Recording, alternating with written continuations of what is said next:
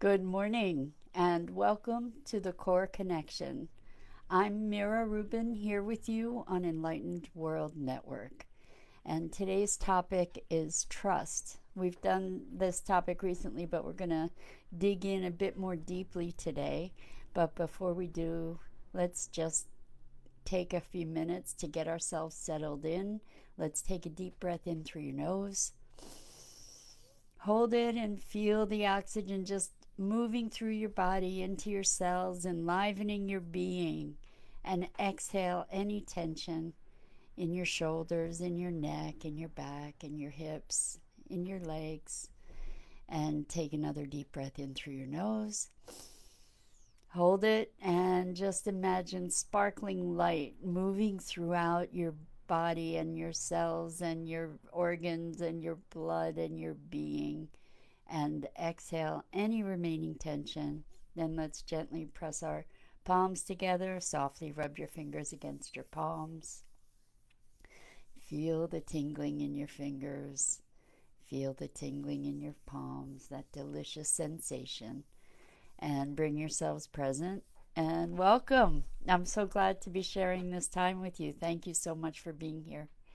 Um, so today's topic is trust. And I've thought a lot about folks who say, I have trust issues. So when we say we have trust issues, what does it mean exactly? When we say, I trust you, what are we really saying? Are we, uh, are we saying, I trust you to be a certain way, to think a certain way, to act a certain way? And I think there's a lot of richness that we can discover as we sort of unpack this whole notion of trust. Good morning, Dido. Thank you so much for being here. Welcome. So, the when we say I trust the universe, or I trust myself, or I trust someone else, there's actually a whole bunch of dynamics in that statement that can help us to have a deeper understanding of maybe when it's appropriate to trust and when it isn't. So if I say I don't trust you, what am I not trusting you to do, think, be, or act? And by asking that question, when we come up against an issue of trust, and particularly distrust, then we get to look more deeply. It's like I can trust you to be who you are. I can trust you to uh, whatever. I can trust you to, let's think. I can trust you to act according to your principles. But what I may not trust you about is having the same principles that I do. So when we have an experience of distrust, what it's based on is a judgment of some sort. And it may be an accurate judgment. It may be a gut feeling like, oh, don't trust that person. Or um, what we get to do is to look a bit more deeply at what's underlying that reaction, or that understanding. So I've met people in my life, and from the moment I met them, it was like, nope, not going to happen, not interested in cultivating a relationship there. And it was a great, or it is a great opportunity to look at, well, what is that? What is that I responded to with that kind of clarity? So, um, not all of our responses, our gut reactions, are based on logic. They're often based on a deeper sense of someone or something. And I don't know about you, but I found that in the past, when I have overridden my gut reactions, uh, like when I've had a feeling about somebody and it was kind of a no, don't go there kind of feeling, and I overrode it by saying, well, this is a good person, and, justifying things in my mind, many, many, many times, I have, through experience, come to find that my gut response was a lot more intelligent than my mind was in overriding that. And it's interesting because it may be that our gut response is detecting something based in frequency or something based in an energetic realm where we pick up stuff about people that we don't necessarily have the cognitive awareness for, and that we don't necessarily have cognitive access to. We just have a feeling that's like, no. And I've learned over the years to trust those gut feelings more than I trusted my well intentioned uh, mental machinations, where I've convinced myself to give someone a chance uh, when it ended up being not such a great thing for me in the long run. And I, over the years, have, as I said, come to trust those gut feelings a bit more, a lot more, and have, as a result, I think, as a result, managed to steer clear of a lot of the drama that I used to have in my earlier life when I was trying to run based on my head versus based on my heart. And so let's go back to this idea of distrust. When when we know somebody and say I don't trust them, there are things that you can trust them for. Like, for instance, there are certain people in my life that I have come to know that I can trust them to be late for engagements. It's like I can't trust them to be on time. I can trust them to be pretty consistently late. So the thing is that when we honor our awareness about people and look at the truth underlying our trust or distrust, then we can adapt our behavior accordingly. So if there's somebody that I want to get together with and I can't trust them to be on time, then I either adjust my expectations or I adjust the time I tell them, or that we agree on to get together, and I leave in wiggle room because I can pretty much reliably trust that they'll be late, for instance.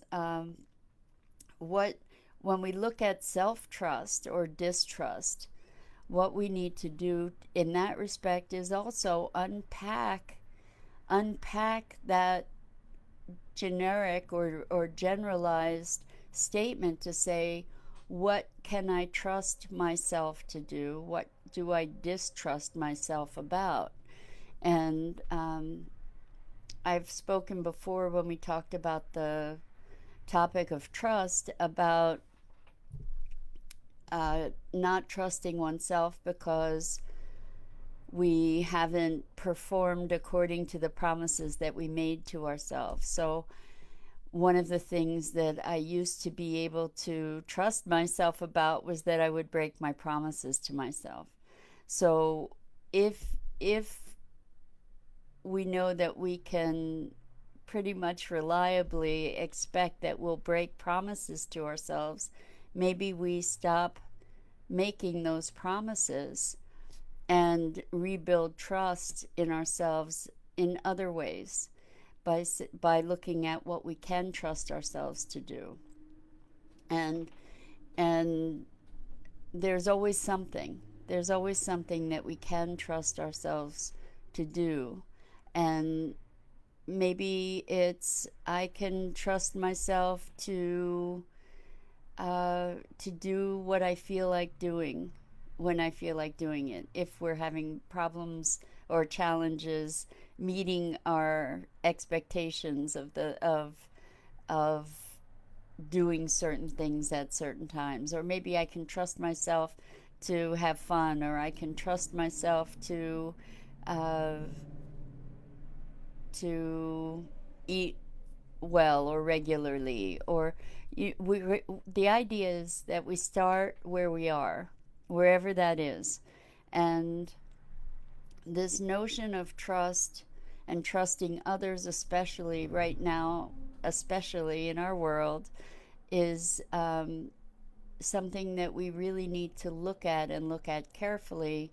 Trusting others what? To have my best interest at heart, to believe what I believe and to act accordingly, to hold the same values that I hold and act accordingly.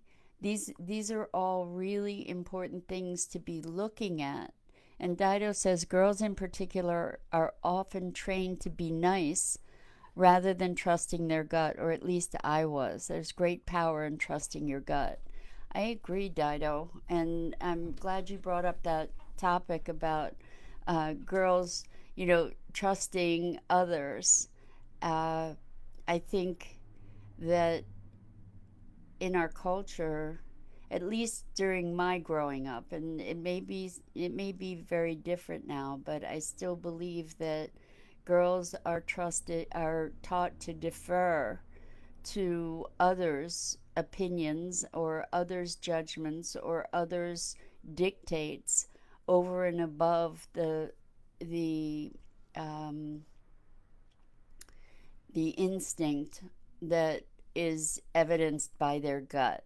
And uh, especially with people, especially with males that have or assert more power. And what you say, Dido, is girls are trained into being nice, and as uh, an expression of being nice, it's often giving latitude to people in ways that are not appropriate, in ways that violate our boundaries or our well-being even.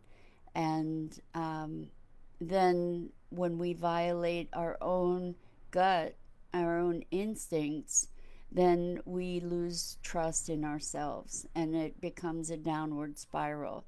So first we start by trusting someone else, even though our gut says some gives us another indicator, and then we tend to beat ourselves up for having trusted them, which gives us less trust of ourselves. And as I said, it's a perpetuating pattern.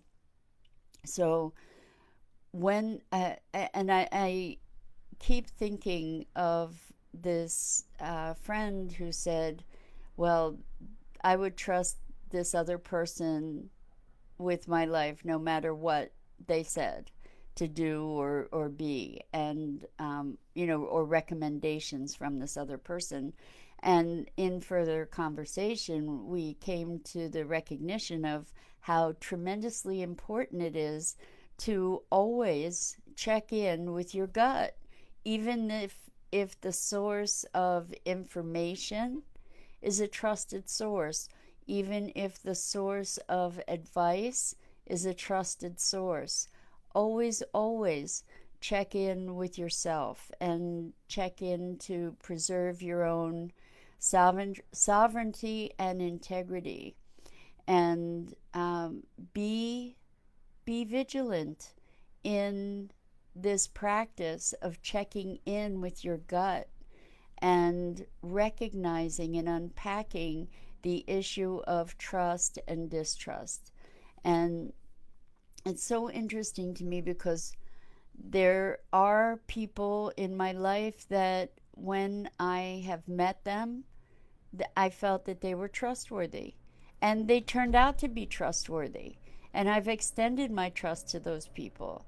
And over time, as you get to know someone, you find that it's not necessarily a blanket, uh, a blanket permission that you want to grant to those people. For instance, you may trust someone always to have the best intentions, but that doesn't mean that they might be reliable, or that you can count on them to do or be certain ways, to do certain things or to be certain ways. So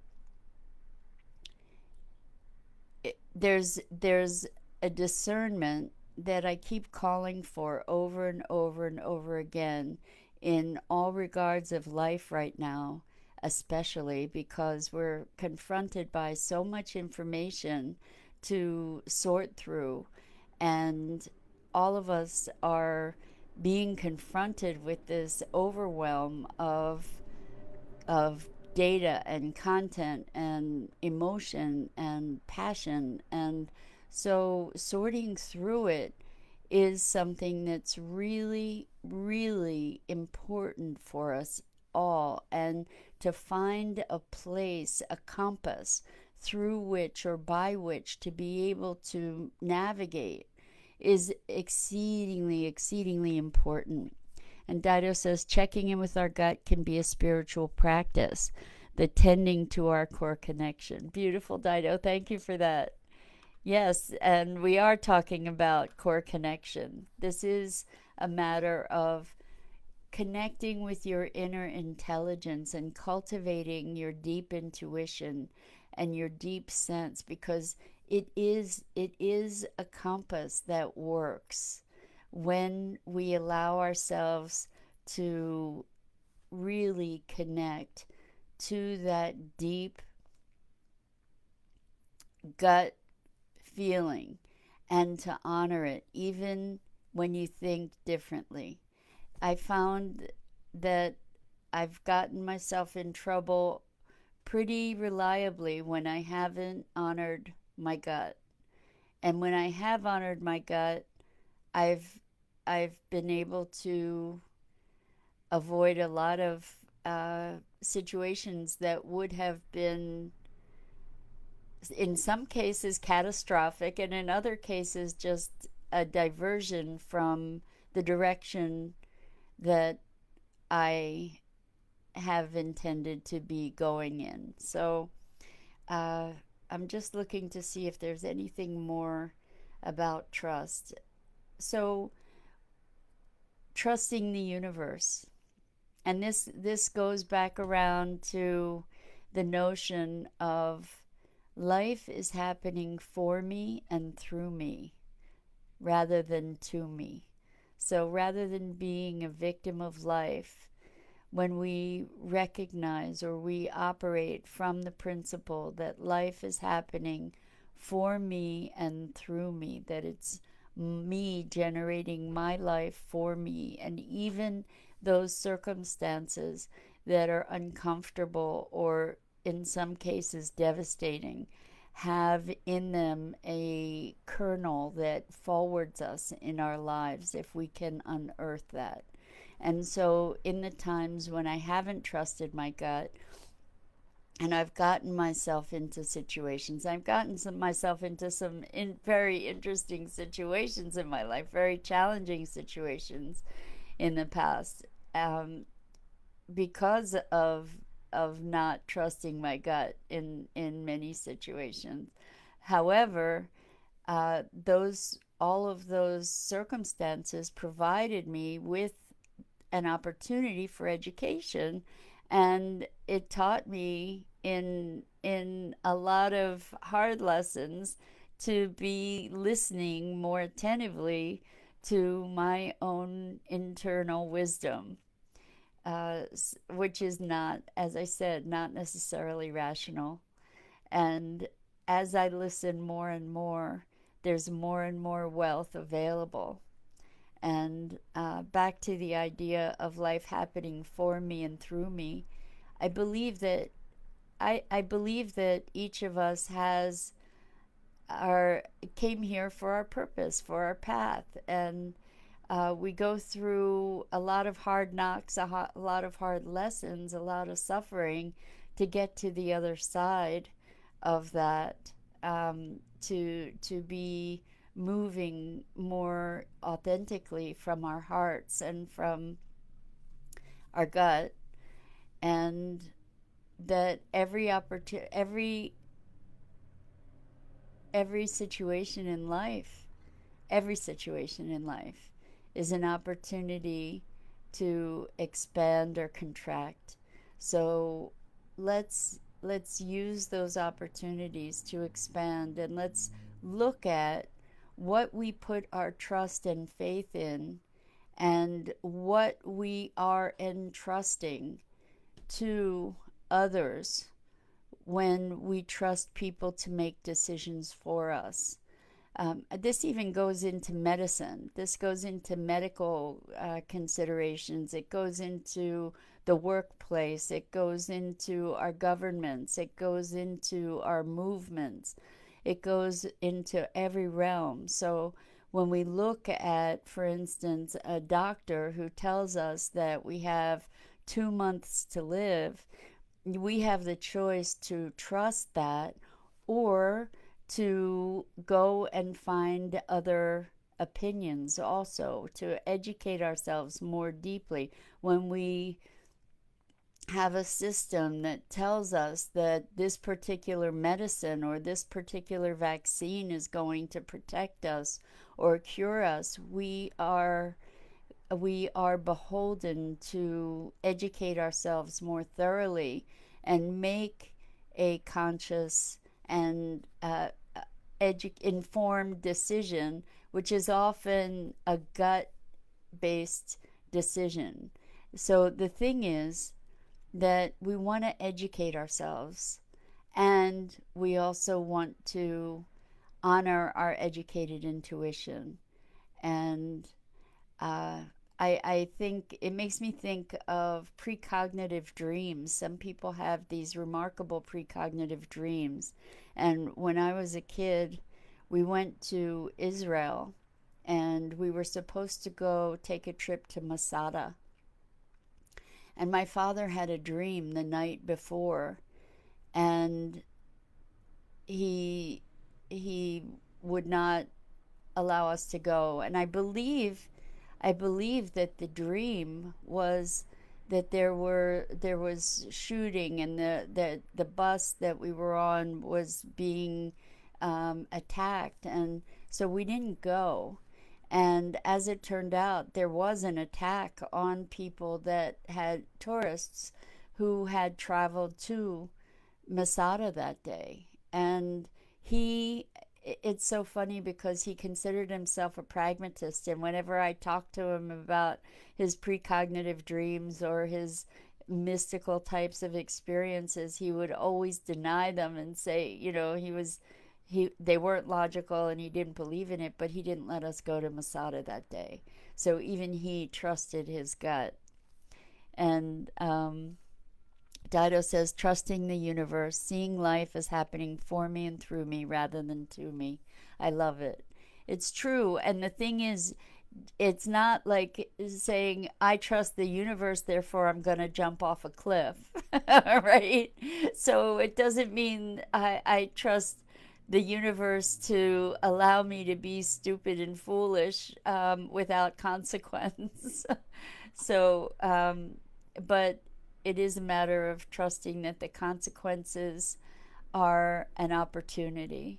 And that circles back to another topic that I've spoken about over and over again, is that in every circumstance, there's an opportunity.